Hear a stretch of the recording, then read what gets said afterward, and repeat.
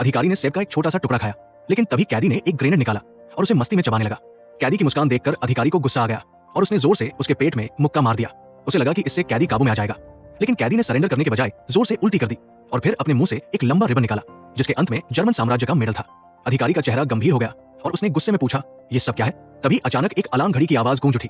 एक सिपाही घड़ी को ढूंढने लगा, लेकिन देखा कि वो घड़ी तो कैदी के पीछे से आई थी। सिपाही हैरान था कि उसकी घड़ी कैदी के पास कैसे पहुंची। उसने उसे मारने के लिए हाथ उठाया, लेकिन फिर महसूस किया कि इसमें कोई खतरा नहीं है। सारे सिपाही अपनी गंभीरता छोड़कर हंसने लगे।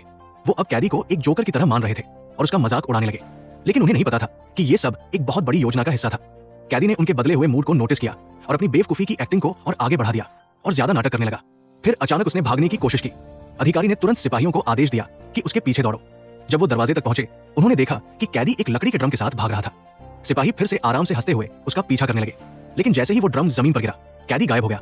सिपाही घबरा गए और चारों तरफ उसे ढूंढने लगे। तभी पास से बिल्ली की आवाज आई। उन्होंने मुड़कर देखा, वो भी कैदी की एक और चाल थी। सब फिर से हंसने लगे और कैदी की बेवकूफ हरकतों की बातें करने लगे, लेकिन अब अधिकारी को बेचैनी महसूस होने लगी। उसे एहसास हुआ कि ये हरकतें सामान्य नहीं है। तुरंत ही उसने एक लड़की को बंधक बना लिया ताकि कैदी सरेंडर कर दे। लड़की की हालत देखकर कैदी ने तुरंत हार मानने का नाटक किया, लेकिन अगले ही पल कुछ ऐसा हुआ जिसकी किसी ने उम्मीद नहीं की थी। सभी सिपाही उस पर झपट पड़े ताकि उसे पकड़ सके। फिर उन्होंने देखा, वो लड़की बंधक तो अब वहां थी नहीं, लेकिन तब तक बहुत देर हो चुकी थी। अचानक गोलियों की बरसात होने लगी और सारे जर्मन सिपाही मारे गए। सिर्फ एक सिपाही बचा जो चारों ओर की लाशों को देखकर स्तब्ध खड़ा था। उसने राहत की एक सांस ली, लेकिन तभी कुछ और भी डरावना हुआ। जिस कैदी को सब मरा हुआ समझ रहे थे, वो धीरे धीरे उठ खड़ा हुआ। उसने शांत भाव से अपना हाथ उठाया और अगले ही पल